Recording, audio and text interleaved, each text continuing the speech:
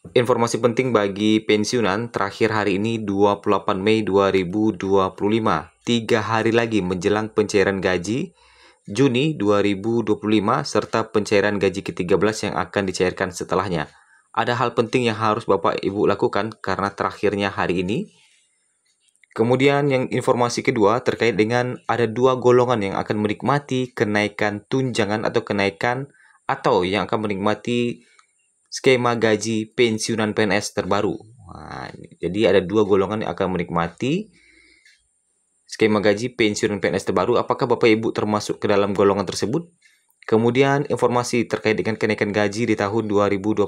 Bagaimana informasi dari Menpan RB? Sederet informasi ini kita sampaikan pada hari ini di Rabu 28 Mei 2025. Kita masuk di informasi pertama. Hari ini terakhirnya, bagi Bapak Ibu pensiunan, bagi yang belum melakukannya, segera lakukan. Bapak Ibu, sebagaimana kita ketahui bersama bahwa 3 hari lagi Bapak Ibu akan menerima pencairan gaji di tanggal 1 Juni. Karena sekarang sudah 28, berarti besok 29. 29 adalah hari libur ya, karena tanggal merah kenaikan Isa Al-Masih.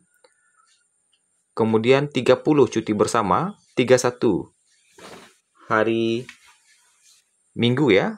Kita lihat dulu tanggal sekarang adalah tanggal berapa.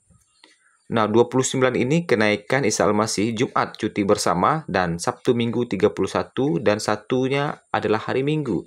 Jadi, hari kerja itu adalah sekarang hari terakhirnya, 28 ini, sebelum memasuki libur akhir pekan yang panjang, libur panjang akhir pekan.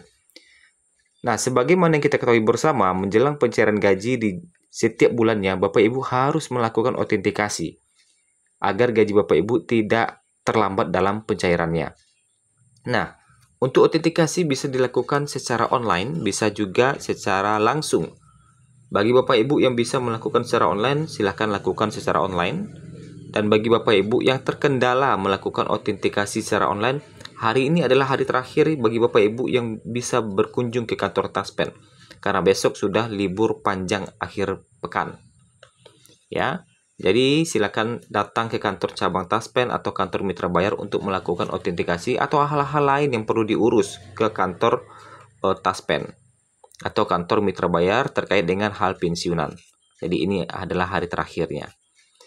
Kemudian setelah pencairan gaji di 1 Juni, Bapak Ibu tanggal 2-nya langsung akan menerima pencairan gaji ke-13.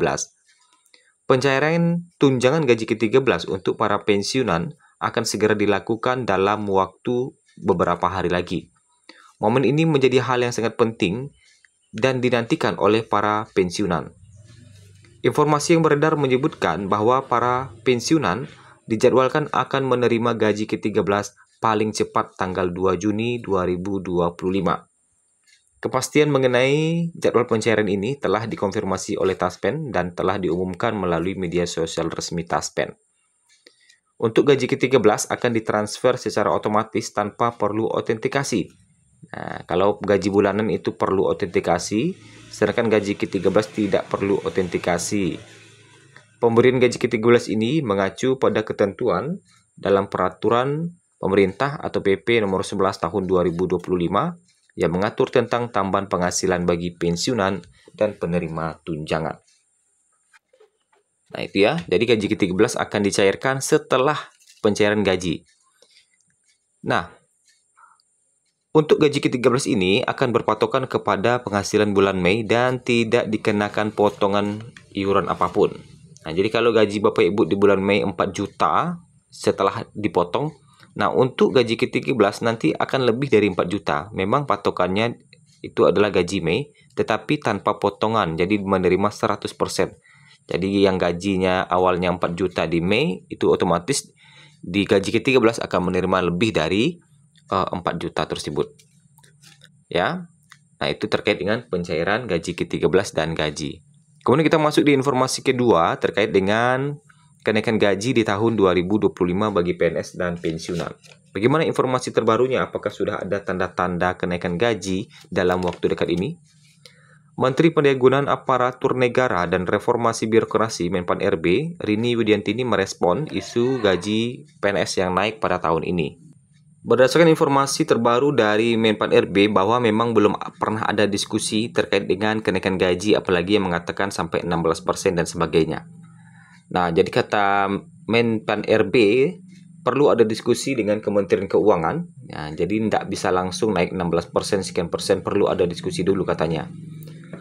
Nah, di samping itu, Rini mengamini ada ruang kenaikan gaji abdi negara alias aparatur sipil negara. Jadi ada peluang nih untuk kenaikan gaji karena ini memang tertuang dalam kebijakan ekonomi makro dan pokok-pokok kebijakan fiskal KEM PPKF. Nah, kendati demikian,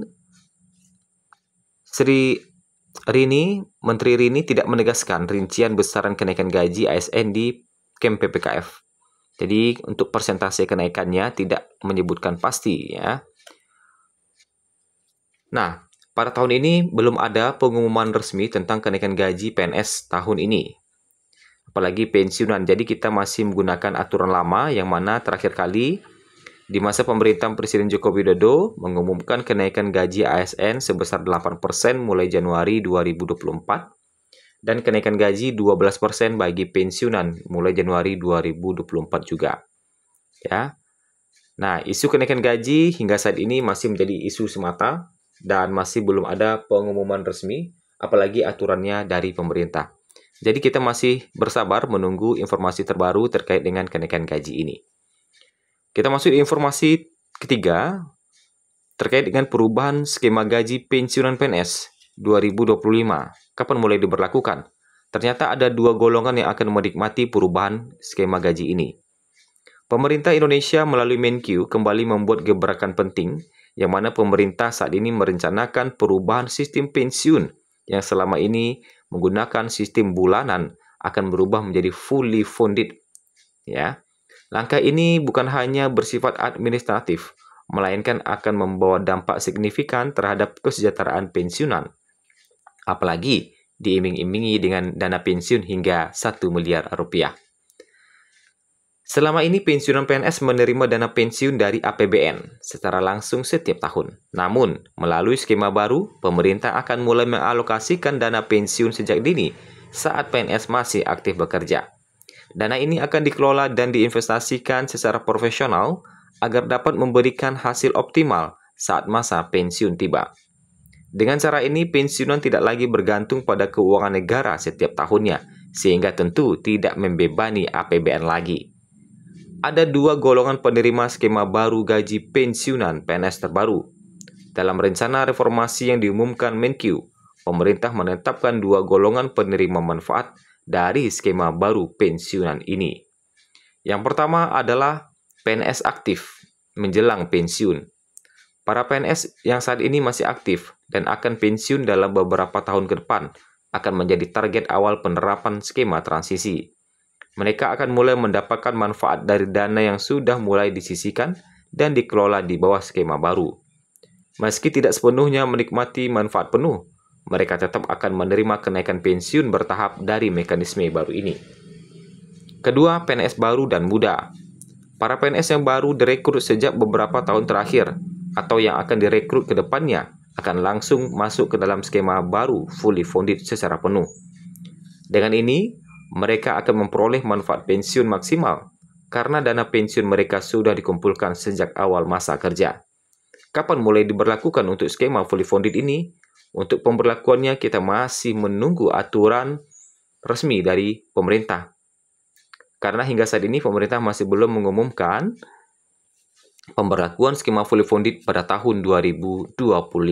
Mari kita pantau terus terkait dengan perkembangannya.